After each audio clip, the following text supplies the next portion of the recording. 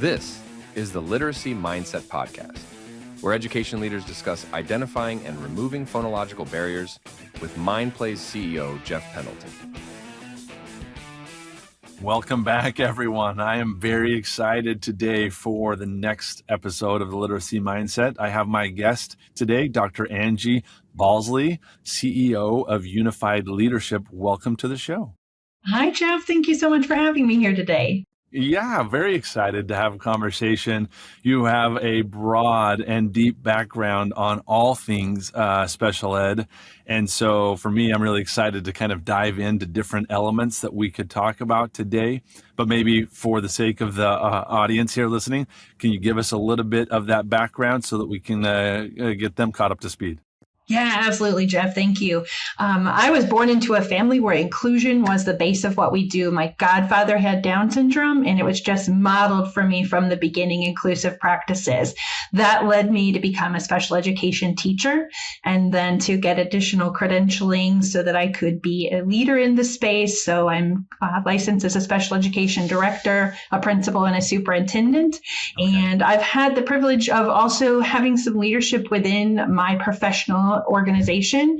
I have served as the Indiana CASE president, CASE being the Council for Administrators of Special Education, and I served a 2-year term with National CASE as the chairperson of the Policy and Legislative Committee.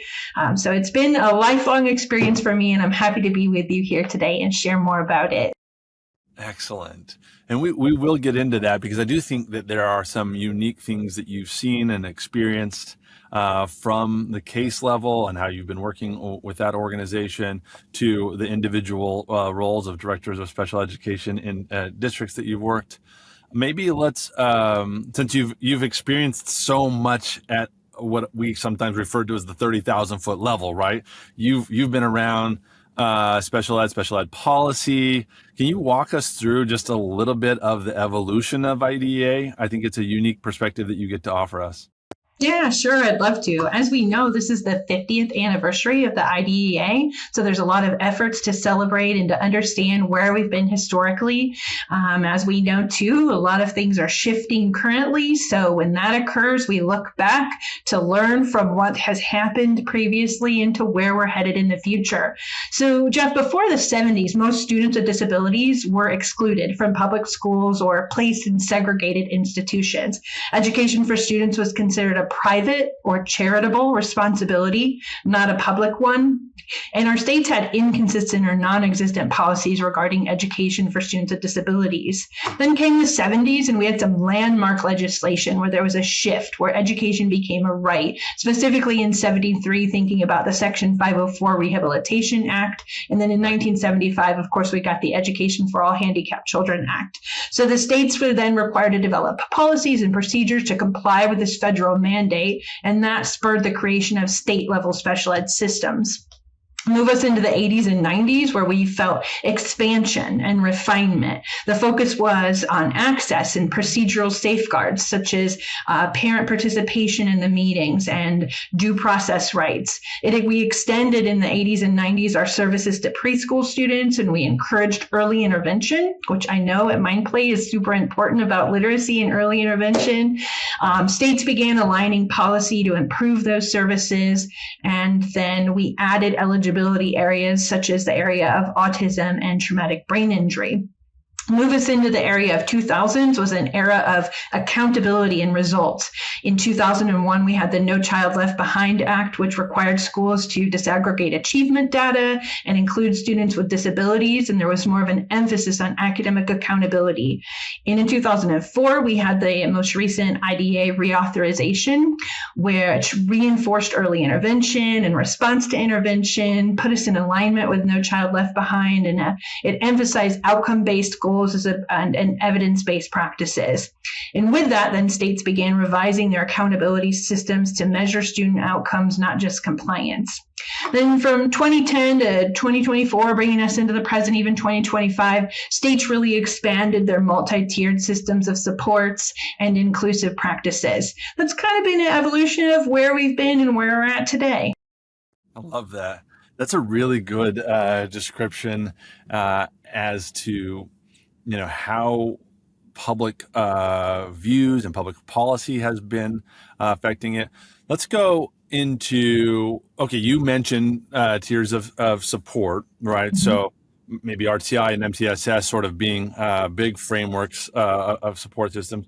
What's the similarity or difference of special ed versus intervention? Are they one and the same? How do they get thought of in that way? Okay. Yeah, that's an interesting question. Well, all children are general education students first. Okay. And so when we select core instruction for implementation in our schools, we think about the needs of all our learners, whether they have a learning disability, they're high ability, they're an English language learner.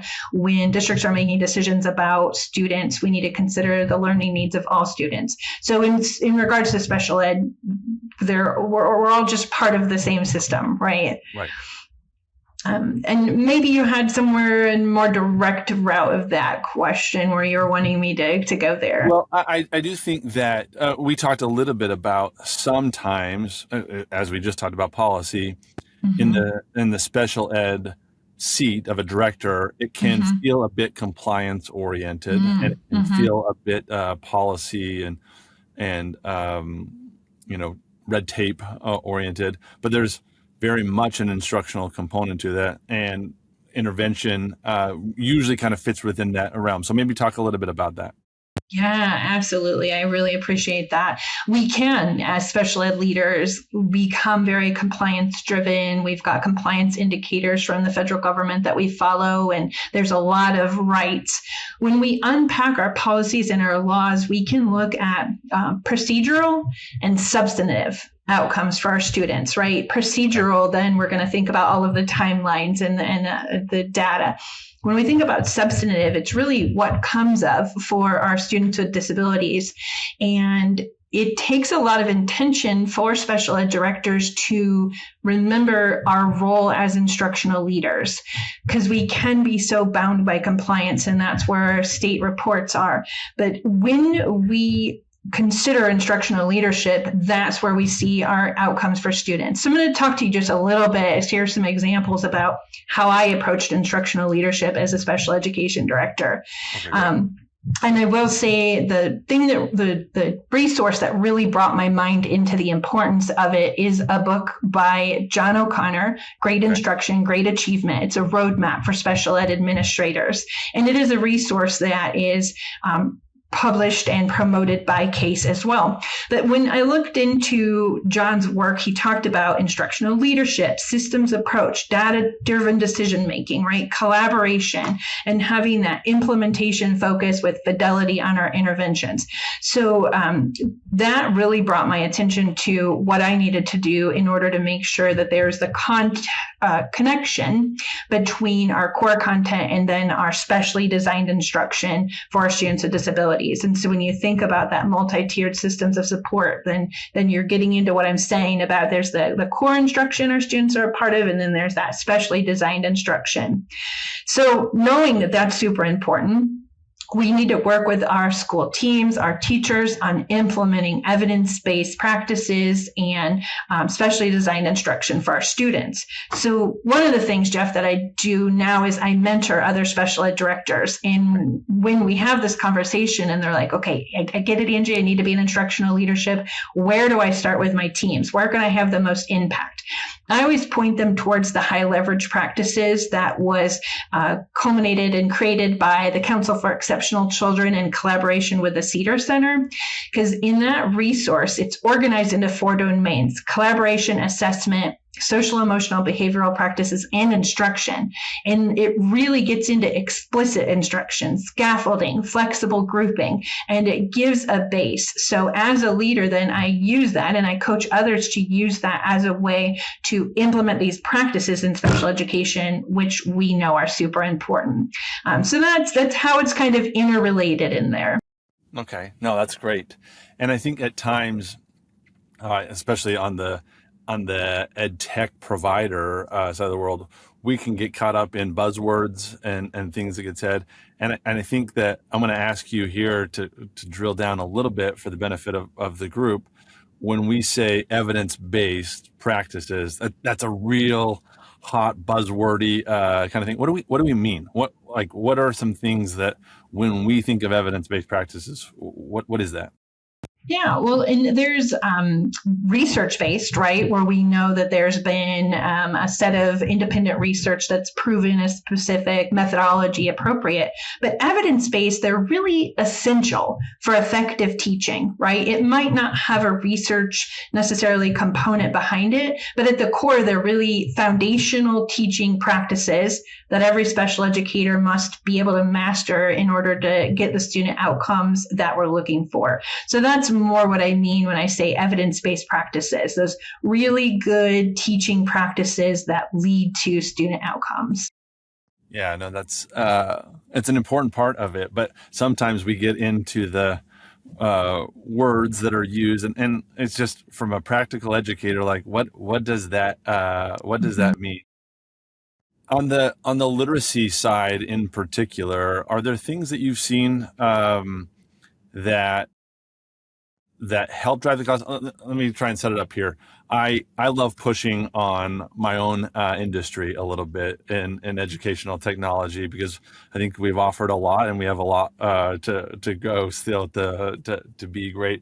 But with Case, you guys talk about vendors sometimes as partners. Is that right? As the way you think about it, and so, which is fundamentally how we think of the world. So what are some things that you've seen that are helpful practices from partners out there that work alongside, and what are some things that could be improved relative to the practice to make sure that the partnership is strengthened? Yeah, that's a great question. Definitely, especially I'm going to speak from the lens of Indiana Case. We absolutely view those that come to our conferences and other conferences, we might refer to as a vendor, right? But in Indiana, you're going to be referred to as a partner in practice, because we know that a lot of our partners are former educators. They're folks that care a lot about education. And so you asked, what do we need?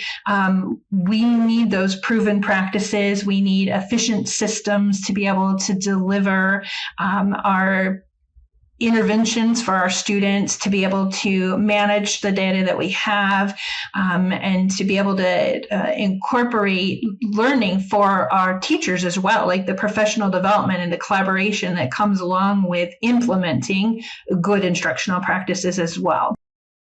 Okay. Yeah. What do you think? That's actually a thread that I hadn't thought about, but I'd love to pull on a little bit here.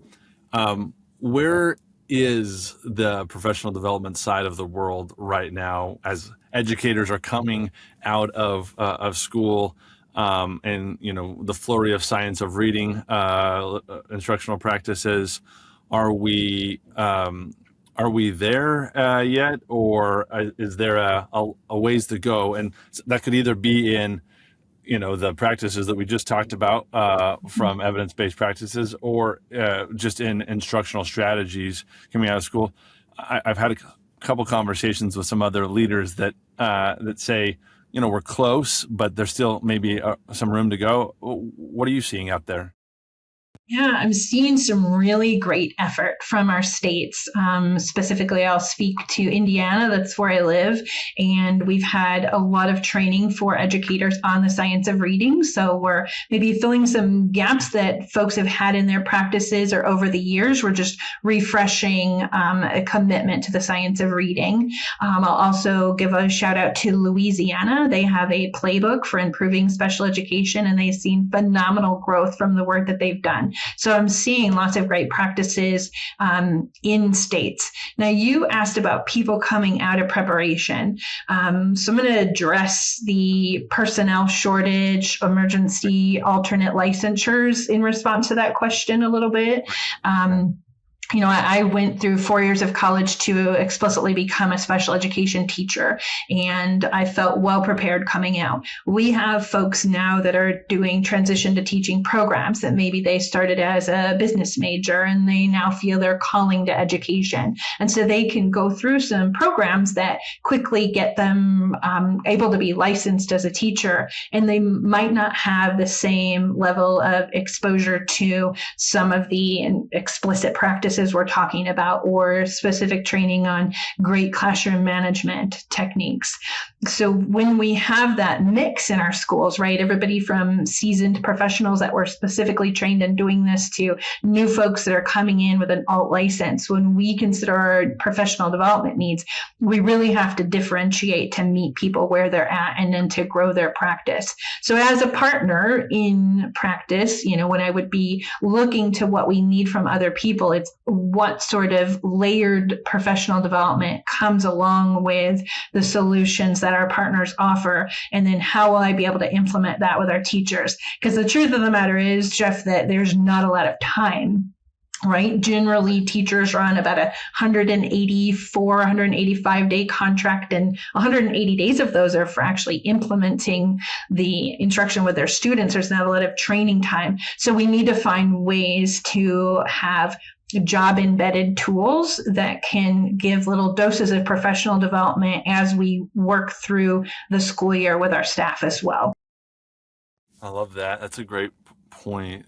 Do you think that technology has the greatest upside on that? Like for me, when I think about job embedded coaching, digital tools or digital options seem to jump off the page to me, but obviously I probably have a bit of a biased lens on that, given that that's one of the things that we do. So just maybe give me your perspective on the value of technology relative to sort of the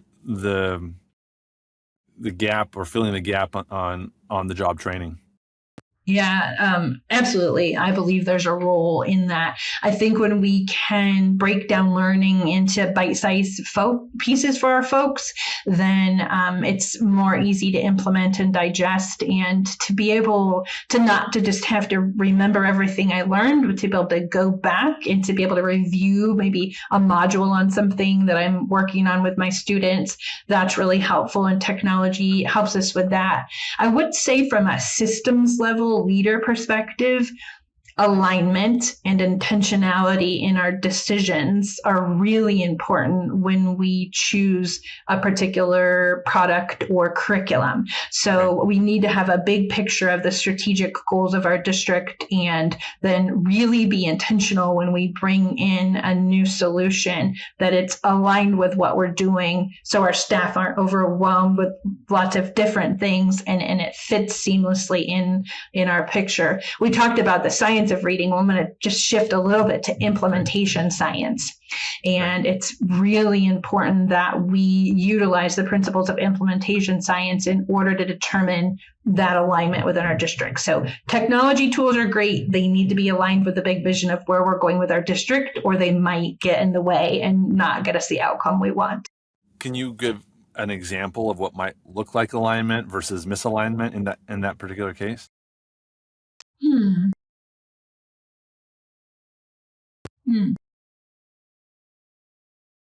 Is this something that maybe great, we went out and found a phonics tool, but we're not even working through that in our scope and sequence until later, and this is getting is that what you're talking about from an alignment standpoint? Yeah, definitely. And making sure that it fits within what you're doing. So we can purchase, as an administrator, I can purchase a software solution for my teachers. But if it isn't where we're headed as a district with our learning sequence, with how we're going to utilize this tool, me purchasing a technology or a software or a physical curriculum, right, isn't going to go anywhere unless it's integrated into what we're doing and our practices within our multi-tiered systems of support, right? So you just want to make sure that decisions, as a leader, we need to make sure decisions that we make have intentionality and fit into the big puzzle, if that makes more sense. No, that makes a lot of sense. And that's both curricularly, right? Partnering with our directors of curriculum and those that are making curriculum decisions, and scheduling, our principals that are owning the master schedule, and all of that can affect 5 minutes here or 7 minutes there that might be needed. When you think about curriculum, you started off with the fact that you were born into an inclusive environment. On that, what are the challenges that you've seen in your various roles relative to inclusivity and maybe curriculum or intervention? Are there specifics that you can point to that are that arise? Is it people oriented? Is it gaps in the curriculum itself, those that were authoring them? Or how do you think about where we sit from an inclusive standpoint today? Yeah, that's a really big question. And so I'm going to take it from a perspective first of outcomes. We, as I talked about in my policy review, we're so outcome driven, no child left behind, right? Everyone must get over a benchmark. And I think when we did that, it's well intended, and we definitely need to keep our high expectations. Also, I think it's sort of pegged some programming, right? We became at the high school so credit focused, and we became so driven in our academics that we got a little bit away from our career and technical and student interests, right? So that can become a barrier to inclusivity. I'll also say too that folks can have a right intention, and we see inclusive practices because we maybe have an empathy, and we maybe start to, in that, when it related to students with disabilities, lower our expectations a little bit. And so it's important for us to balance always having a belief that students can achieve it and coming in with that mindset, right? And so that can be a challenge too, is, balancing the outcomes, and then also looking at the needs of individual students as well. Yeah, no, that makes a lot of sense. While we're on the topic of challenges, maybe talk a little bit about, since you have such broad exposure to it, how required is adequate funding to be able to do sort of what it is you describe? I mean, that seems like a sentence that's easy to answer, right? Adequate funding is required. How hard is it maybe to get adequate funding? And what are you seeing in current, language from the administration today that might make that harder in the future or easier? Maybe a couple of thoughts on that. Okay, yeah. Well, obviously, we've got to have people to do the work, and we've got to have funding in order to be able to implement special education practices. So funding is critical. And it is at a point where it's been tight. And now with some of the current things that are happening, I'm concerned that it's going to become even undoable, unmanageable with some of the cuts that are coming. And so we could start federally. Right now we're at a status, we're going to just keep getting the same amounts that we've gotten in the years before, which people are like, okay, phew, it's not a cut, right? And also, though, things keep costing more every year, right? The amount that we pay for our going up the way that it is. And insurance, right? Providing health insurance for our employees, all of those things continue to cost more. So when you have a status quo funding budget federally, it's actually a cut, right? One of the biggest concerns currently, right now, today, in front of us is potential cuts to Medicaid funding. Right. Schools can receive reimbursement for the health-based services that they provide, like speech therapy, occupational therapy, transportation, and that helps to fund positions as well. And so if we were to receive significant cuts to Medicaid, that would create another funding barrier. Of course, we're just at the end of the ESSER cliff too. We knew that infusion of money after COVID was going to be an issue, and a lot of districts are feeling that. And then on top of that, in a state such as Indiana, we've had a lot of changes to the way our property taxes are distributed, and that has led to some cuts at the state level too. So when you put all of those together, and then you, as a superintendent in a district, you cannot deficit finance or deficit spend, right? It just becomes really challenging as far as the funding for education. And let me put that back into then a policy context in special education. If we think for a moment about FAPE, free and appropriate public education, right? I often will talk about that A in FAPE, in appropriate. That's our legal standard as defined by the U.S. Supreme Court. And then if we think of A as awesome, that's what all parents want for their children, right? I'm a parent. I want that for my children. We all want that. And then we think about it as adequate with our funding, right? We don't have enough funding, and it just becomes this really complex. A parent wants awesome. The school doesn't have enough funding, right? And then the law says appropriate. It doesn't say optimization. It's just this really delicate, tricky balance on how we implement what we all want to do for our children with disabilities. And do you feel like that is generally well understood across a district's administrative levels, or does sometimes that burden get carried more heavily at the SPED director's level, or superintendent's really well aware and everybody's kind of working on it together? What's your experience been on that? Oh, I think everybody's really well aware of our concerns for funding. I don't think that that's a burden any one person carries themselves. I know our teachers are very cognizant of it and will become very creative and resourceful with what they do in the classroom. I know our building principals who operate their buildings day to day are very, used to working on tight budgets. So I'm certain that everyone is very aware of the funding issues that we're facing right now. I think our parents and our community members are aware too. Yeah, it seems like it's a hot topic of conversation pretty much everywhere we go. Well, this has been a lovely conversation. We've covered a range of topics.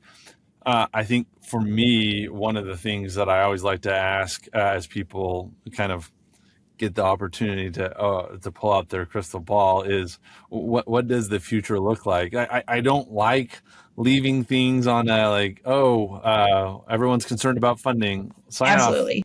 off. So maybe give us some hope or some thoughts on where you're excited about things are going, some really good things that you feel momentum is growing for it. Or maybe give us some things that this is great and we don't want to change that because it will continue to impact us positively in the future. Yeah, absolutely. I'd love to wrap up with that. With change, with conflict comes opportunity. And with all of the things that are changing right now, we have the opportunity to take a look at what we've been doing and to reassess and reevaluate. And so where I think that we're headed, my crystal ball, right?